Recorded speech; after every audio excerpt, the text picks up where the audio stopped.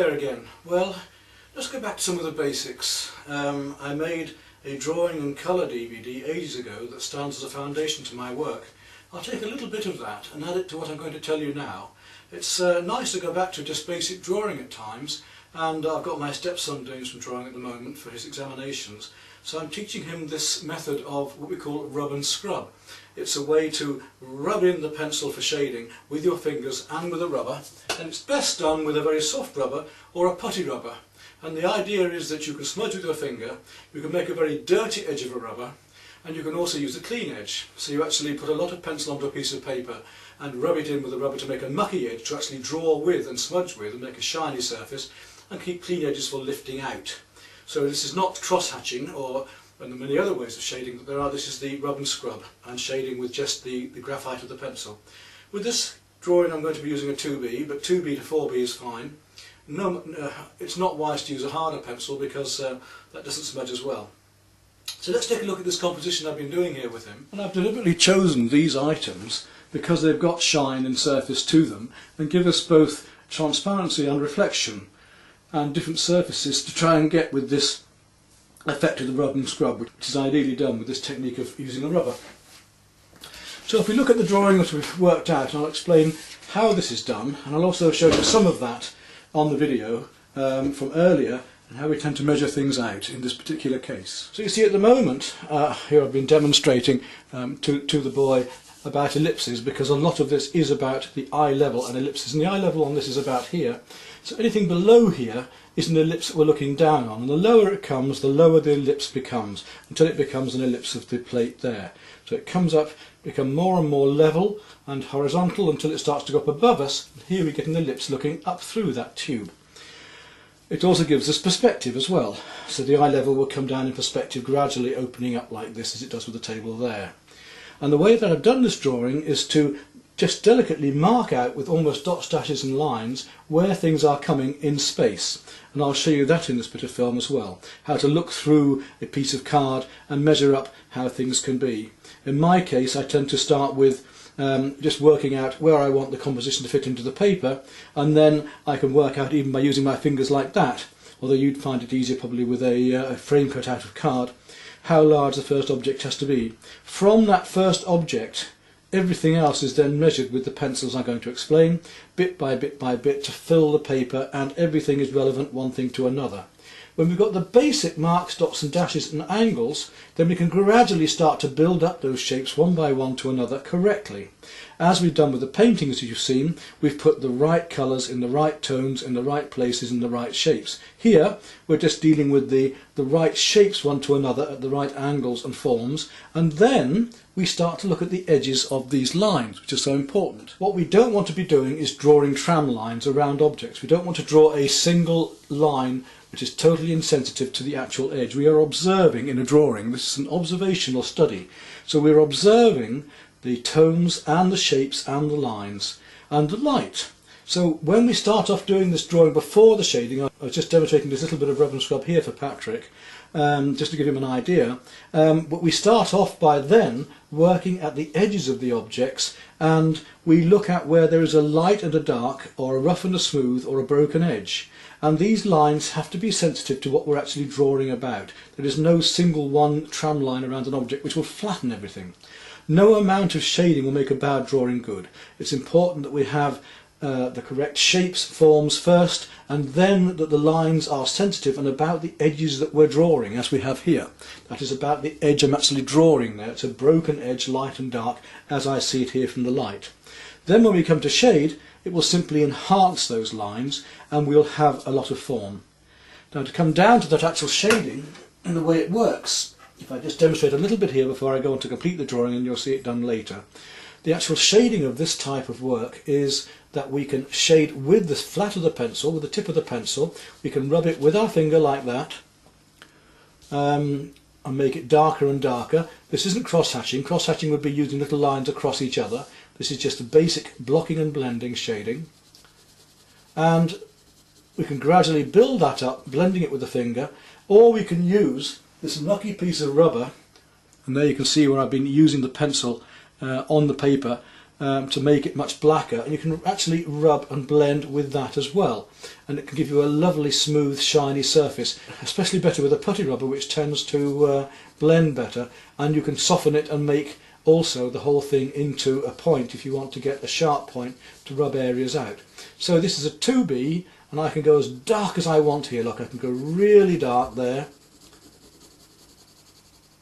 just by blending with the pencil, gradually working it up, and I can smudge that in using the rubber, and I can take areas out of that using the rubber. So I'll take my other rubber, which is a slightly harder one and better for lifting out, and I'm just going to lift out some little highlights here. Look, there we go, and then I can go back in over that if I want to again and leave some of those lights behind, and I can go darker still down here again, and I can work backwards and forwards getting that effect. I can do the background by smudging in just the same way, very light cross hatching, just very gentle shading to give me a tone in the background there, rubbed in with my finger, and you can see the atmospheric effects that we can get by rubbing down, by rubbing in, by blending with the rubber, by taking light areas out. There's a light area of colour just here. On that bottle just there you can see the highlights shining, and I'm going to just work on those a moment with the pencil to show how those lights can be taken out. So again, a lovely technique, and let's just look how that's done. Let's do some of the darker shading down here. Very, very dark at first, just almost all over. Right down there, not even that carefully, because I can always come around with the rubber and take a bit out and tighten things up afterwards. And then we've got this light against the darks behind here as well, so behind there's also a very dark area on that bottle. I'm going to do the two just to show you the difference and how it can work, just to give an idea of space and so on here. That's quite a dark edge up that bottle there. Let's smudge that in now, let's smooth that in. You can have texture and cross hatching, and you can put marks across this as well if you want to, as well as having just the tonal work, which is very useful for hair. This technique is very useful for drawing hair on people, because you can put in the darks like this and then add the highlights with the rubber, taking out the highlights in the hair, and actually come back in with the darker texture of the hair as well after that. Right, it's darker still here on the edge of that bottle, so I'm going to go darker there. Then smudge all of that in. Come right the way down through here with the pencil.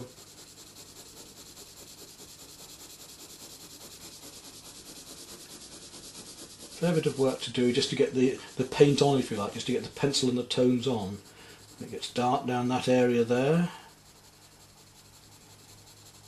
It's very dark on that edge where I've already drawn that edge dark, because that edge was something I picked up on in my earlier drawing of the edges. Let's take my mucky rubber now, and we'll rub into that just to get it a bit smoother. Get these feelings of the smoothness, and then come back into that again with the pencil, work up dark again, right through here, quite dark down there, a slight band and edge on that, and there's a dark piece on the label that comes around here, which is even darker still. That is an ellipse, so make sure the ellipses are round. An ellipse is never a point, it's always a slight curve at the edges. Shading down there, go down the form bit with the shading, keep the shading all in one direction, keep changing the direction of the shading. Again, smudge it all in. And we'll see if we can get this to really have a roundness of form to it. Down there, these dark areas now that are coming down here, there's some very dark areas in there now. Down into here it goes very, very dark indeed. Right, what I wanted to show you now then was how to do these highlights. Let's really get that working now, as tone. We can use a soft pencil, almost as dark as charcoal if we want to. So when I've done this, the next time you'll see this drawing is when it's actually completed, because there's no point in me working right through showing you this. The little demonstrations and pieces I've put on from my other DVDs on here to share with you again. Remember, the DVD you want in this case is the foundation one to colour and drawing, where I go through all the perspective, how to draw figures in perspective, how to draw faces, the difference in colour, intensities, the chemistry of colour, textures, different methods of drawing. Right, let's leave that for the moment. I told you about it. Come down here. and we'll look at how we take these highlights out now and then do the darks around them. So back in with my rubber, and let's take out the highlight that's just coming down here, just below that bit of bottle. You see how effective that can be, don't you? Just by lifting out a little bit of the light there. Here there's the window is just actually reflecting in there, so I'm going to just lift that out there. There's a little bit of light there coming up into there, a little bit of light on there, some darker bits just here going round there, and now we can just come back and tickle in one or two of the bits that are within that highlight. There's a window shape there actually coming across that bottle. Put a little bit more right down there. You can take it out and put it back as you like with this technique. It's a lovely way to shade. It's a sort of half moon shape there. And then we can come back into making some of these a bit darker after that still. Darker still, to really get the feelings of the transparency of this bottle, these darker shadows going on down below. Then there's a very slight bit of highlighting going on down the edge of the bottle, so I can just lift a little bit of light out, not quite so much, just some little streaks of light and highlights to give the glassiness of that bottle there. Down this side as well. And then we come back into that and just darken around it, and then you start to see how we can get this effect of a glassy, transparent surface. And there we go. That tells you the technique, doesn't it? Hi Patrick, and I'm glad you're here now. I've just been doing this little piece here, showing our friends on the film how to do the shading and the rub and scrub technique, and I'm just carrying on here a bit now to show you. So you can see here where the label comes behind the bottle, I've shaded it darker. I've shaded around that form of the label, and I'm actually going to now tone this down a bit by dragging some of the shading from there with my thumb through that label without having to shade across it with the pencil. Look, I can just drag it through there, which is rather effective, isn't it? Yes, Pete. Good. We don't have to put all the lettering in. If you want to do that later and you think you're really clever enough, you can start putting some of the lettering in, but I wouldn't worry too much about that. Let's really get the shading right first of all. So we've got all of this shading now I've put across here, a bit more there where that's the green of the bottle is, and it's still going from dark to light in that bottle. If I go here and shade vertically, I can go, look, dark, lighter, lighter, lighter still, by doing less lines and making the pencil slightly less hard onto the actual paper surface. So here we've got these dark lines coming round. This is what you have to look for on your picture. You must get this right, you must draw what is there. And when I talked about that area there yesterday, you know, the fact that it goes dark and light, remember? We've got to try and get those things correct there. So I've got my dark to light working here, and then I can gently smudge that down because it is darker, and come back into this bottle in a moment. It's dark under here too, comes into that side there which is quite dark, into that side there which is quite dark, round here, there's a bit of label behind there which is very dark, it's quite a dark shoulder there. And then we can say, right, how do we get those highlights out again? Right, well, we'll use the stiff rubber for taking it out, but first of all I want to get this more shiny effect, so I'm just going to blend it a little bit more with the rubber, and then lift out with the clean rubber the highlight just here along this edge, like that, and then come back in with my pencil work. You can even tidy up because that was tidying up a little bit there, it should go in at the neck of that bottle, so I've got to get that right. Every little thing must be about what is there. We're drawing an observational drawing, we aren't making it up. So that dark line comes around that highlight there, and then is darker this side, and that's where we can use the other rubber to rub it in if we want. Then there's another highlight just here coming across the shoulder of the bottle. You've got to try and find a pointy bit of your rubber to get that right. Across that shoulder, there, and down here there's a bit of window reflection in it, and down that edge of that neck there. Now we can come back and get those more detailed because it's only a fine light area that, and there are two light areas, 1, 2 like that, And this window shape here, again, like the window shape there, it has the bar of the window across it. So we've got something like that going on.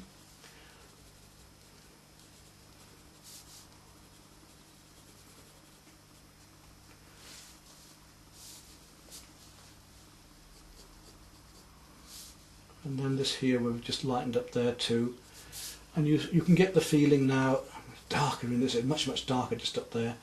So I've got to go really quite dark up there and bring that dark in and around these forms to get the feeling of the transparency of that bottle. And there we go, you've got the idea, okay? So that's what you're going to be doing today on your drawing. All of it like that, including even the background. Because the background isn't white, it's a tone. You see that these light tones on the bottles are lighter than the background, aren't they? Mm-hmm. So you have to make the background a tone as well to make these lights shine out. Alright? Okay. Selection of pencils here as well, both coloured and drawing. Patrick's well away on doing his drawing, making those lines sensitive to the outside, and now he's moving on to doing the shading as I just demonstrated to you. Got mine in the background to give him an idea. Okay, Patrick, what do you think you've learnt by doing this drawing? It's been very difficult, but I've learnt about shading and line. Yeah, that's what I'm going to do on that still life.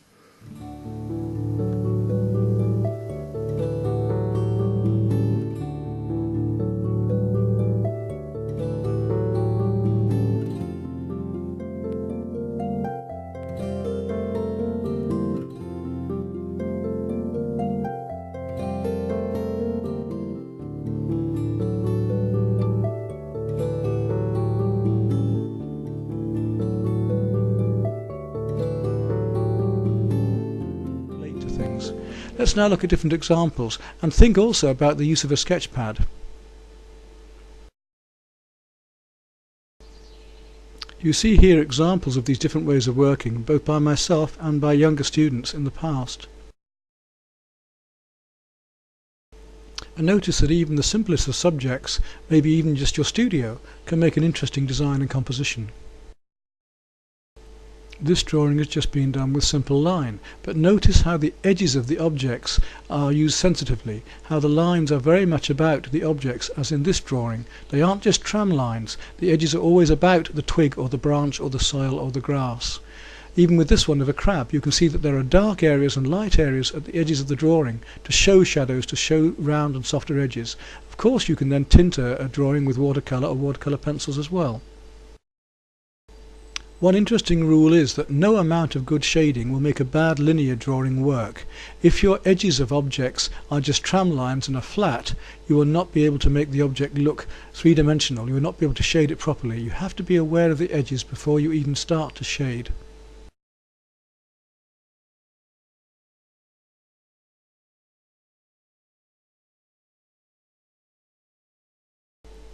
Nothing has to be copied exactly. It may be like this student, you decide to stylize your drawing slightly, to pick out certain areas and make more of a pattern out of them.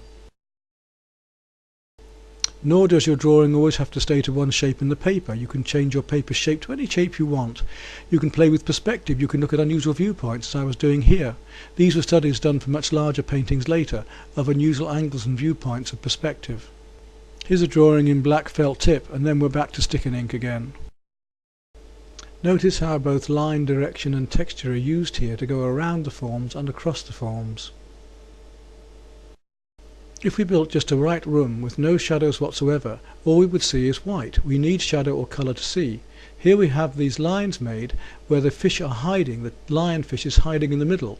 But if we then move those lines slightly, you can see the form. So this is quite an interesting example of how we can use tones or light and shade to show an object, and how an object also can hide.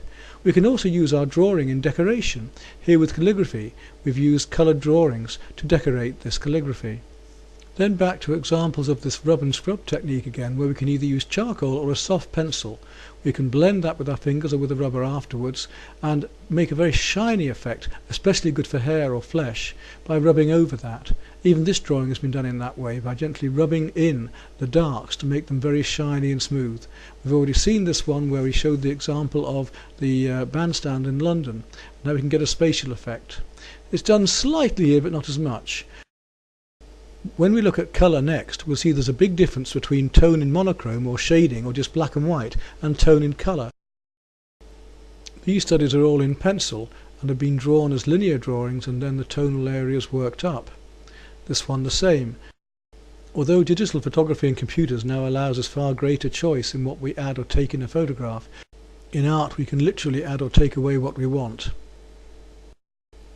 The materials, the methods, the techniques, the colour, the tones, even the composition will all help to give us a mood and atmosphere. Take this one for instance, where we've actually placed the figure into the very corner to give a feeling of loneliness, and then use the lighting and the texture of charcoal to give the same feeling. Then all of these next drawings are in charcoal until we come to the final one, which is actually an etching, but a beautiful use of tone as well, don't you think?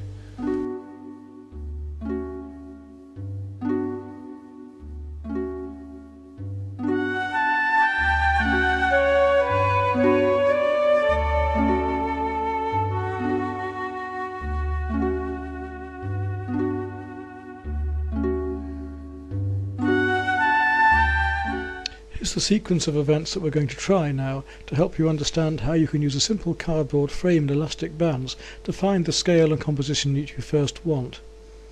I'm going to use a pleasant but complicated little photograph of North Landing on the East Yorkshire coast just above Bridlington to show you this. I'll show you how to make these angles and then we'll move on to how to measure in between each angle as well, finally finishing up with the drawing of the buzzard and showing you actually in situ and we're actually doing it. If you don't do any picture mounting yourself, then to go to your local picture framer and ask if he has a few small offcuts of mount card and then cut a rectangle to the same sort of size and shape that you usually work on, in other words to the scale of. That white area is the white sheet of paper. Then you can mark the inner edges into halfways, quarters, eighths and sixteenths as small as you wish. We can actually then make a grid, an imaginary grid, or we can use elastic bands across those angles to see angles through the frame. We can choose our composition through the frame first of all by moving it further forward or backwards to get more or less into the picture, and as you see by putting an elastic band across you can check the angles of the scene behind. Let's see what that looks like. Using this method you'll also mark your paper with the same quarters, eighths and sixteenths as well, so that wherever the lines come to or the areas come to in your composition and you see them through the frame, you'll mark the same places on your actual paper and the picture. If you were working from a photograph, you could draw the lines across the photograph if you didn't mind wasting the photograph, and then draw them right across the paper. But in this case we're looking at the actual scene, so the lines either have to be imaginary across the card or we use these elastic bands so we can actually see where they are. And now you can see here by moving the bands we can check the angles against the frame and where those angles come, so that our drawing, as you see here, will reflect the same angles. Okay, now you've seen how to use those angles simply and basically on South Bay Bridlington. Let's move to the North Landing scene we were talking about and do the whole thing right through.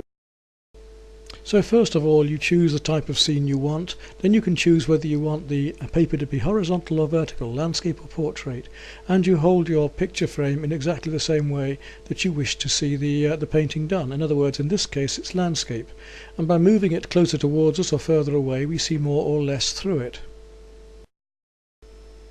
So here we see slightly less, and then again by turning the frame vertically we see less again, but we have more sky.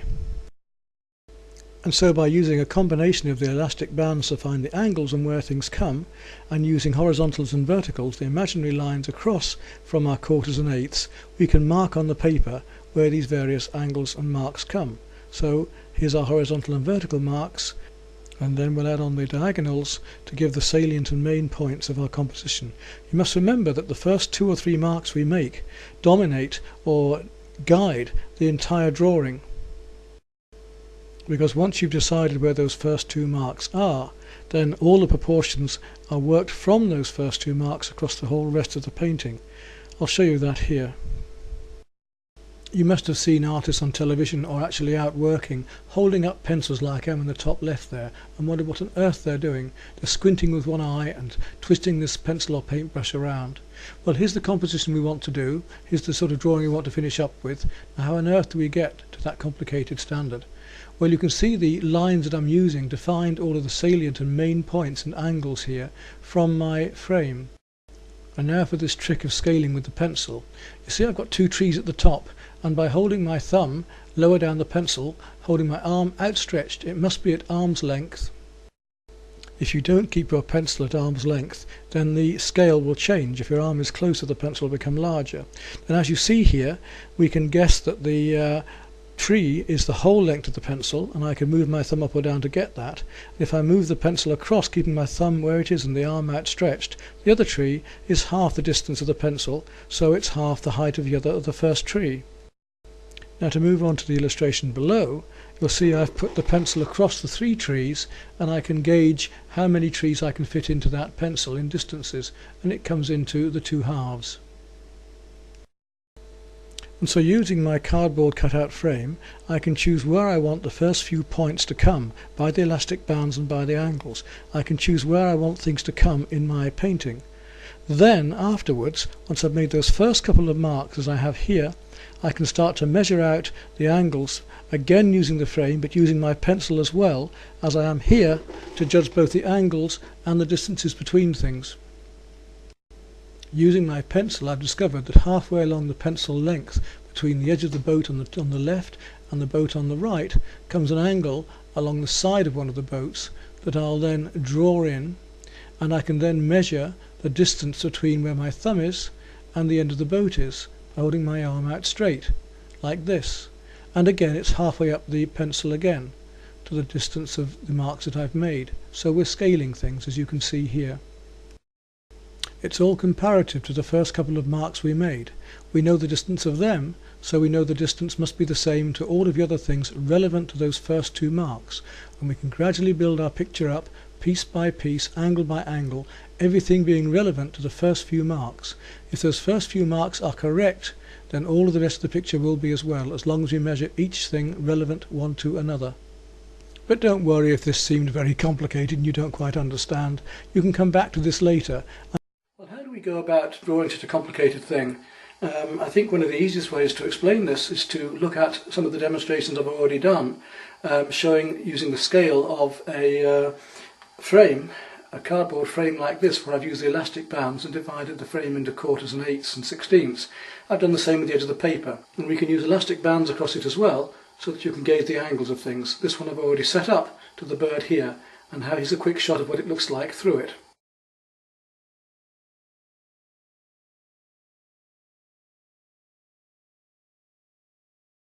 First of all, we have to set up a composition, and I've done that showing you these photographs of how I want my bird to fit into the shape of the paper. But I also have to consider a background in this case. I don't just want to paint a blank background or the one that's here, the bare wall. I want to have an interesting composition. So here's a whole series of compositions where I put a background of a snow scene taken locally here, and I've chosen the angle that I want and the size of the bird in it. Once I've established that, I know how large the bird is going to be within my composition. So I can do that on the photograph, I can do it on the computer, but I know the size I want within my paper. Now all I have to do then is use my card frame to work out where it's going to come within the frame of the picture, my composition that is, and I can set the angles up. It's just how I want it. I've drawn in some of the angles here, you can see them just lightly, the construction lines we call them, and then once I've made a few points in the right places which are relevant to the outside of the paper, halfway, quarter, eighth, sixteenths, the same this way, once I've made a few marks that are absolutely in the right place, in the right proportions to the rest of the composition, I've got it made, because all I have to do then is scale everything else out from here. If these first two marks, it's the first two marks that tell us the whole of the painting, the whole of the composition. If our first two marks are in the correct place and at the correct width, everything else should be able to be measured from it. For instance, once I have these basic two marks made, maybe this one or this one, in this case I've got the angle of the wing here and the angle of the wing there, and I've got the construction lines showing here which come up to the relevant marks on the side of the paper. Once I have these few marks, I can say, right, for instance, this measurement here, from there to there, is the same from here to there. So if I hold my hand out straight, and it has to be straight, because look what happens if we change the angle. The pencil becomes larger or smaller. My arm is fully extended straight, and I can now take the measurement between the wing on the bird and its head, like that. And if I move across to the other same position, the similar position the other side, yes, it's exactly the same. So I know that this position, this mark here, is going to be the same from there to there as from here to there, providing, make a little mark, providing this is correct. So having got that, we can say, okay, if that's correct, then this is the same, is this angle the same here? Then we look at the bird and we say, no, the angle is slightly different there.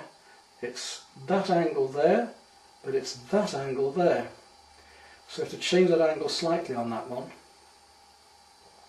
So here we have this one coming out like so, and this piece here.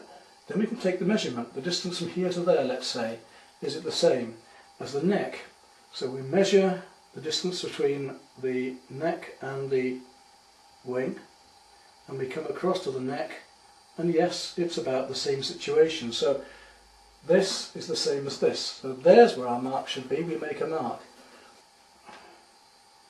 Now we go back to that measurement across the width of the wings. It's approximately the same from there to there as from there to there. That's what I've already got. So this proves I'm right on that point. Now, across there's a construction line from here to there. There's a straight line across, an angle across. The bird's wing comes up at that angle. It then finishes here, our mark to come up here, and then having got that distance, this distance here is the same as this one. Let's check that again.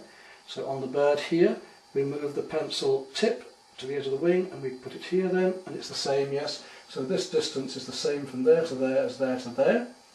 That gives us that little one, and then from there the wing just fluffs out a bit. The feathers actually start, this is the main angle of the wing. And you see how we can build the bird bit by bit, and as long as it fits within these construction lines and these marks are correct, we can measure this one piece to another, gradually getting it right. Let's take for instance the top of the head here, which comes up at that angle. The fluffy bit there, head comes up here, that's the angle, comes forward. How much space in between there and there? Is it the same as the head? Let's take a look. So we put the tip of the pencil there, at the head of the beak, and back of the head, move it across, and yes, it's the same. So this measurement here is the same as this measurement here, and yes, we have it right, that's good. So now all I have to do is get the angles right, bring the beak down, you see how we can gradually build up from just a few dots and dashes to the whole thing. Now you remember, you've probably seen comics as a child where they have a little picture of somebody's head or face or an animal where you have to join the dots together to make the face. This is almost what we're doing here. We're putting dots and dashes at the right angles and distances to gradually join them up more and more and more into detail until we have our eagle, until we have it exactly right. The top of the beak is here. So we get a little more detail in this one piece just to show you, and then the eye comes in line with the beak back here.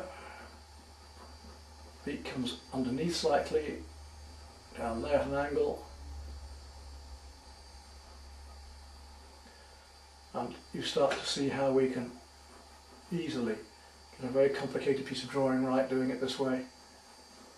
It's down there. Now we'll have a look at the body, the distance from the head down. Let's say we're going to go down now to look at where the base of the body, the belly finishes here before the tail starts underneath. So if the belly is there, how many heads, how many of these areas from there to there can we fit into here? I reckon there'll be about 2. Let's check it. So there we have the top of the pencil to the head, tip of the head, and my finger is just at the crossover section here where the wings join the body. 1, 2. Yeah. So this distance here then, from the top of the head to here, is 1, 2. So that should be about there. And that's where we'll have the base of the body, the belly. Now the angle, again, looking at the angle from here, we can check the angle coming down for the body there. Comes here, into the neck there, out there, down. These are just light construction lines at first, whilst I find my widths. Now if we draw a line straight down from the bird here, straight down from that joint, just there, so here, if we show that line with the pencil, just bring the pencil straight down vertically from there and see what comes just below it. And it's going to be just on the inside edge of the leg. And you wouldn't think the leg would be on the outside of the angle of this bird, but it actually is. And it wasn't until I dropped that line down like that vertically that I could see so. How wide is this leg? How wide is it compared to the neck? There we take the width of the leg, come up to the neck, and it's about 2/3. So if we take 2/3 of the neck, and I'm about 2/3 of the neck, there, my finger, the tip of the pencil, come down to here, 2/3, and I'm about right there, so that wasn't far out. How long down is this one? How far down is this from here? Let's again check that and see how far it is compared to the neck of the bird. Right, the distance there.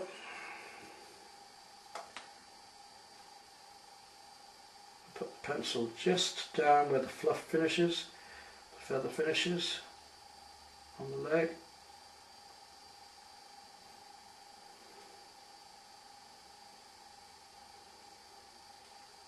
Move my thumb down till it's in the right place, then come back up to the bird itself, check against the neck, from head to neck.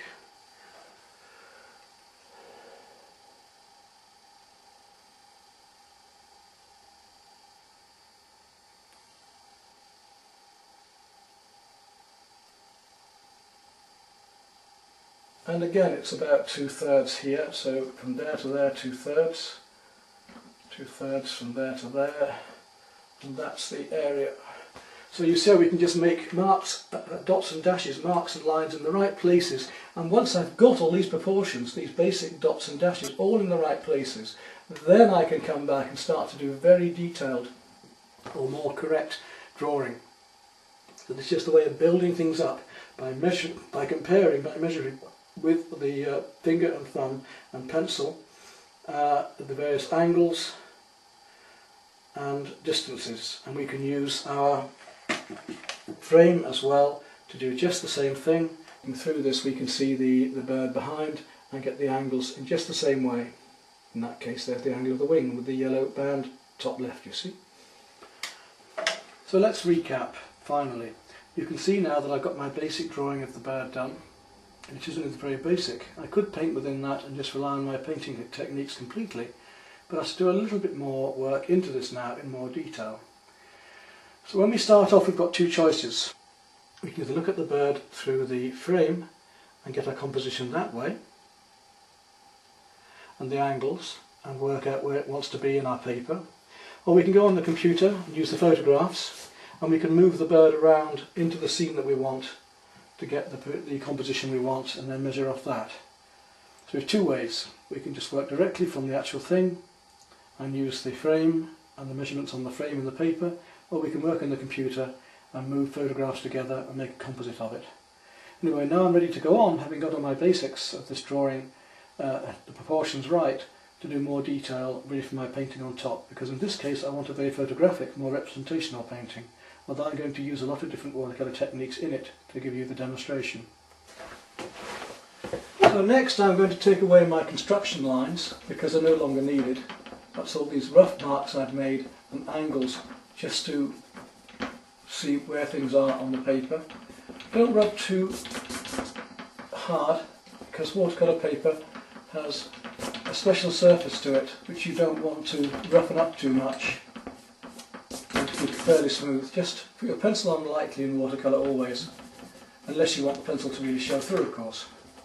And then use a soft rubber, get a nice soft rubber for this sort of work. Don't use a really hard rubber that they use for writing and children's schoolwork. Quality rubber. Pencils, we're happy enough with an HB or a 2B. We don't want anything harder than an HB, and a 1 or 2B is ideal. And just work lightly, unless, as I say, you want to see the pencil marks underneath, which can be quite effective in some cases.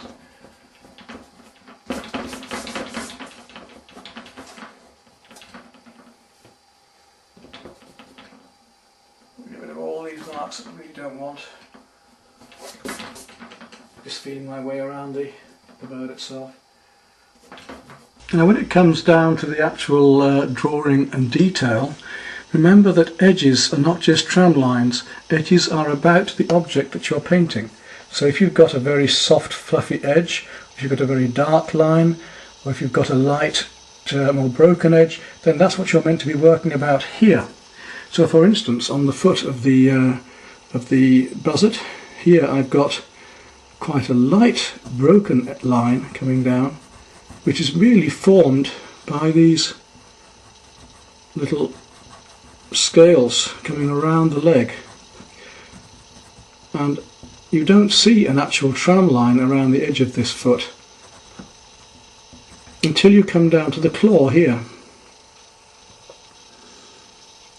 where there's a sharper, darker edge.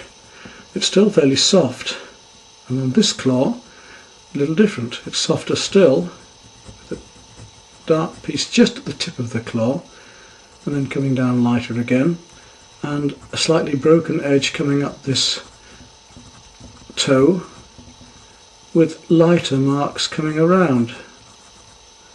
So you must work about what is there. Drawing, a lot of painting, especially figurative work, is very much about observation. We must look and take from this and then use it.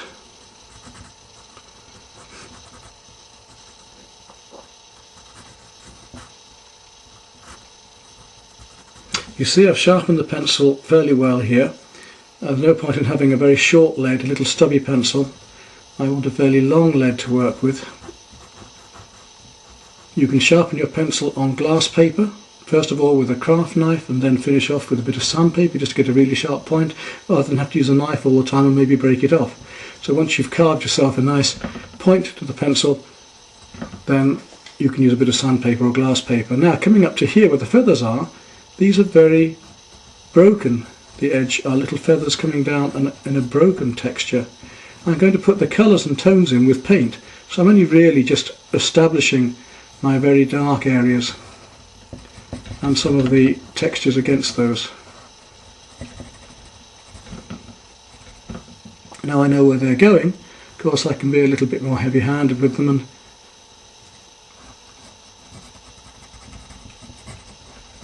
a bit stronger with my drawing altogether.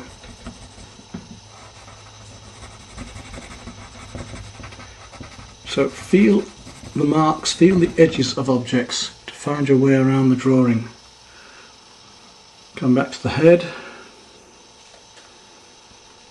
and I'm not doing all of the darks into here by any means, just a little bit of shading, because I shall do that with the paint, just to establish where some of the darks are, that's all, because I can use this pencil under the watercolour paint for this sort of detailed work.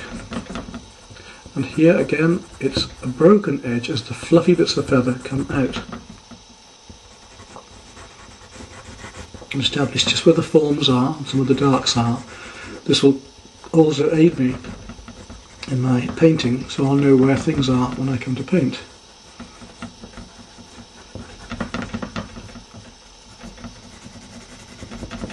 A little bit of shading there, and a very dark edge up on that tip of that wing. You see just there. This edge here is quite dark. Quite a hard edge against the horizon. So I'll make it the same and just feel these harder edges. The lighter areas of the feathers, these quills, I'm going to put in with masking fluid, and I can always come back later with some white gouache You don't have to just stick to watercolour. We can use mixed media in a picture like this if we want to. Where these feathers come here, it's established where these dark areas are. These bits of broken feather coming out to give the texturing of these lovely buzzard wing feathers. And the marks I'm making are about the marks that are there. We're not just drawing any old lines in. I'm looking and observing. I'm making my marks about these darks and lights in the feathers. When it comes down to the wood, if we want to get more texture into that as well, let's look at wood marks. Here it's quite soft. Could have some snow around these anyway, but these areas of wood, let's make the marks that are about these grains of wood and the rather stringy way that they split and peel out. Go back into the detail of that claw again, make it a bit darker against that colour, shadowed underneath there just to bring that toe out. Not too dark on the scales coming across the toe this time. Lighter on top, darker underneath in this case. And a slightly dark and broken line underneath the toe there.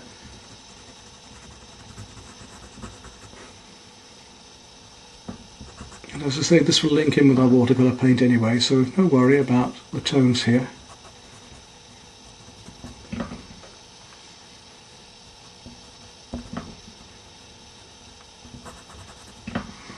And things start to become more three-dimensional, you see. Again, we shan't do too much here because I'm going to do more here with the paint later.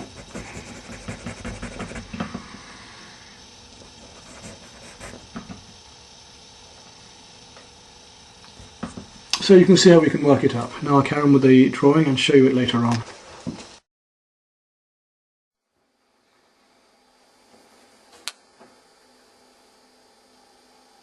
And I can put fine details over that later. I should come in with the watercolour pencils after all of this to put in some much finer detail of the broken feather edges.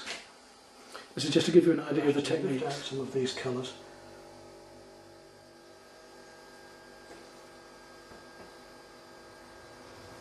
There we go, we'll leave that to dry and then we'll come back again.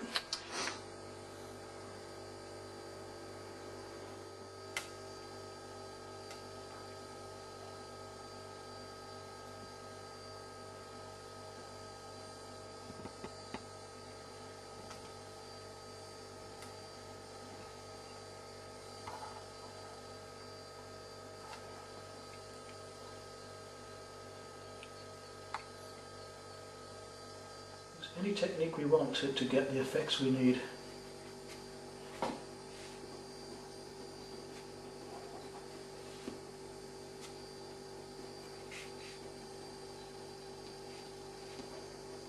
Can be very effective now to try and get some of the feathery effects in here.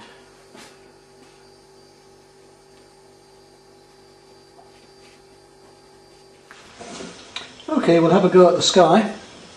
Take my big oval mop.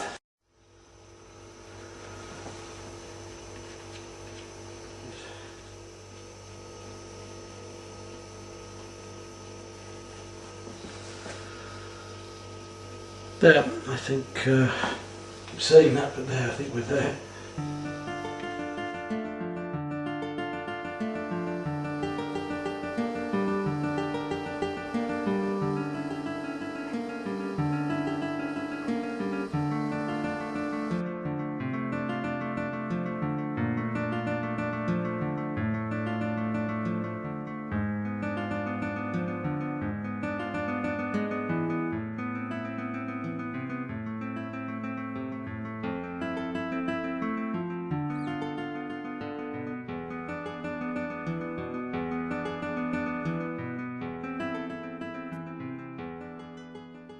As I promised, let's have a look at the painting of Beverley Minster and how this was created in its drawing and the perspective. as I wanted to get a feeling of perspective not only going away from me but going upwards as well, I had to distort the bends and angles in the walls and roof as I went towards the vaulted ceiling. So I was using all the tricks of perspective that we've already seen, and I've shown you the 1 point perspective and the vanishing point, things staying vertical and then gradually tilting or going towards each other as they go away or go up. Here you can see the simplified design of the drawing. This complicated tiled floor also, there was a way of doing that, and let's look at it now. Basically it's a chessboard, and if we think about it as being that, and then when we push that chessboard down it becomes more at an angle and into a 1 point perspective. Look how that happens here. As I tilt the chessboard from flat into 1 point perspective and drag it out towards us, you get these tiles going smaller and closer together as they go away from us. We could do this by measuring with those diagonal lines as I showed you earlier on the fence posts or the trees. So once we've established our basic chessboard, all I have to do then is work out the other angles and patterns within those squares as I've done here. Then by using all of the same techniques that we've seen for doing the pillars and the arches, for doing ellipses, we can then make the final composition and bring in the final painting, working out all of the tones and the colours after that. Although I don't use sketch pads so much now because I use a camera far more, they are very, very useful. Here are some of the sketch pads from my student days, and they should be kept a bit like diaries. Your notes, your colour notes, even if you do little bits of poetry, your feelings for the day, and use them very loosely. You can say I've even pressed some leaves and flowers in here from the various places I've met. They're there for notes to work from later. They're there to help you draw. I've done paintings from these studies as well as a student. I'd prefer to advise you that you don't want to use a sketch pad for making finished and final paintings. You can get watercolour blocks and pads for that if you want to do watercolour paintings anyway with much better paper. The usual paper in sketch pads is just for sketching, for drawing. It's not high quality paper for finished paintings. It's there to do rapid studies, to enjoy, to explore. And this just gives you an idea of the variety of work and subjects that you can use. You see, you can do several sketches on one sheet. A boat sailing past. It might be something that suddenly catches your eye. You want to experiment and explore with the pencil and not just do ordinary shiny shading, but do much more aggressive textural work and more emotive work. You don't have to, and you shouldn't be worried about wasting paper. You can rub things out, yes, or you can just turn over a page and carry on somewhere else, or you can work over it even. But feel free to explore and enjoy. After all, it's only by experimenting and exploring and taking risks that we actually learn. And in a sketchpad, if you can do that, there'll be a lot you'll find you can learn. Sketchpads are very useful for rapid drawings like these, where I'm doing very simple lines, almost like Japanese or Chinese drawings, where we simplify down to the very basics, the essence of the object. So if you've got moving animals or small children, then this is a great technique to use. Let's have a look at my series of a day at the zoo, where I took the sketch pad and just did very quick rapid studies of these animals that I feel quite happy with, even now looking back at them, because they do capture the quintessence, the actual essence, the basics of each of these different characters and animals and their movement.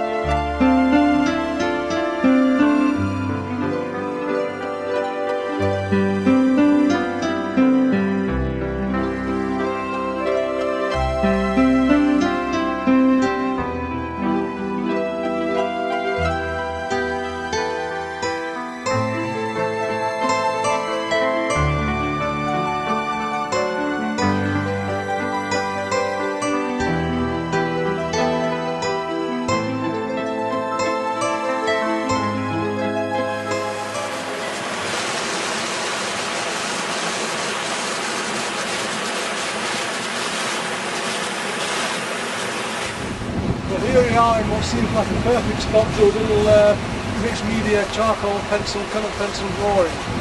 My last one on the video. Let's have a go at this then and see how we do as the sun comes around above us here, catches this little valley and waterfall coming down to the lot. Only 10 minutes from my home.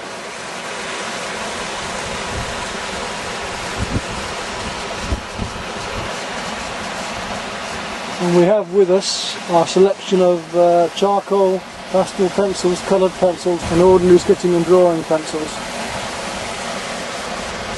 It's an unusual composition, so I'm going to start off with a bit of charcoal.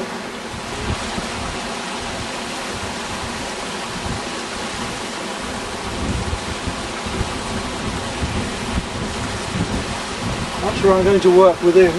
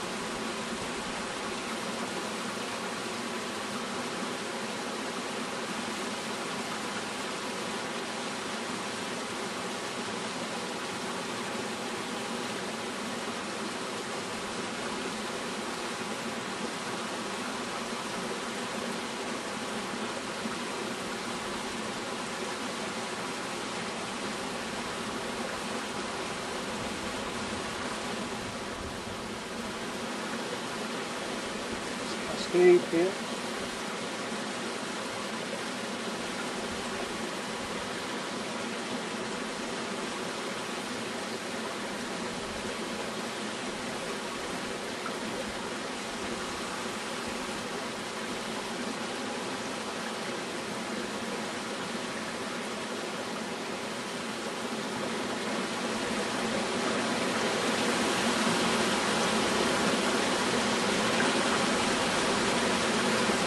And remember, we're drawing lines that are marked that are about the objects that we're looking at.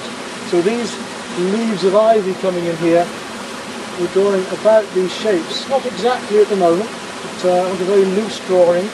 Gradually tighten up as I do with my paintings in the same way.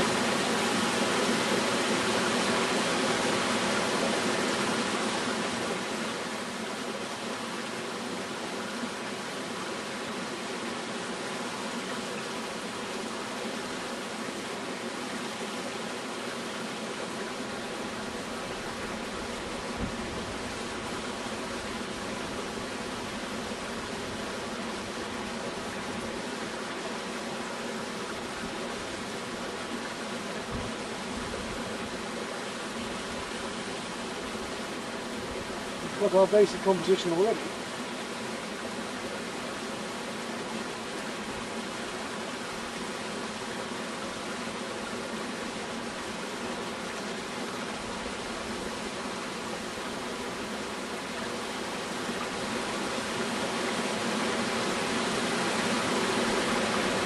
So now it's time to start looking at basic tones before we start putting in more texture.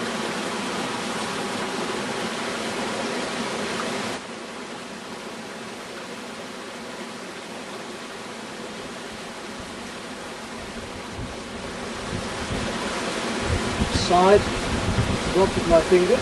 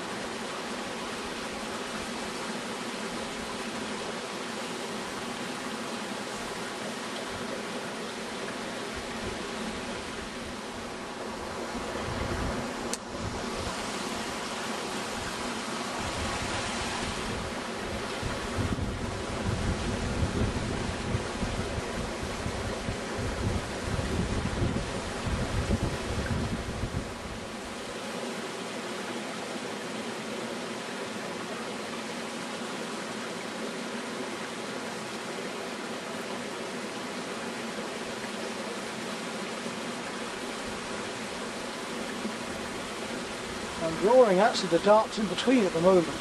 I'm going to come back into the rubber and take the lights out in a moment.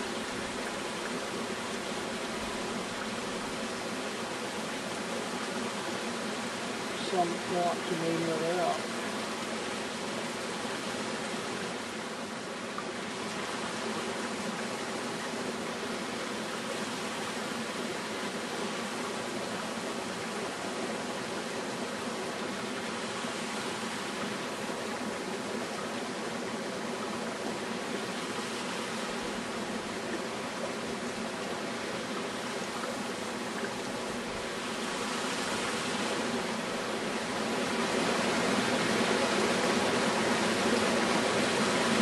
Don't be afraid to experiment. It's only a piece of paper after all, and charcoal and rubber. What expense really?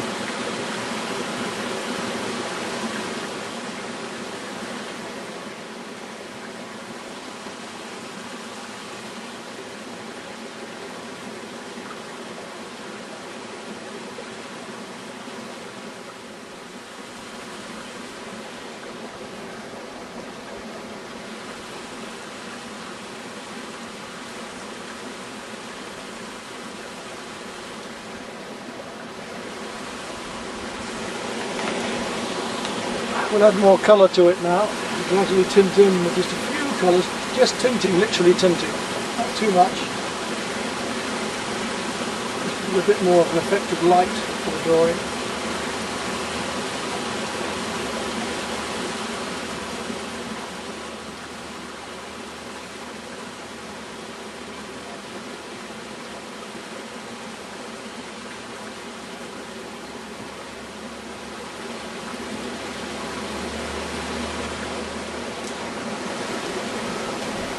Use a little bit of white, use a little bit of white chalk now as well as the rubber, and then back in with the charcoal again. The chalk has a slight creamy tint to it, rather than the white paper, which is quite nice. Even though it looks white, it's cream compared to the paper.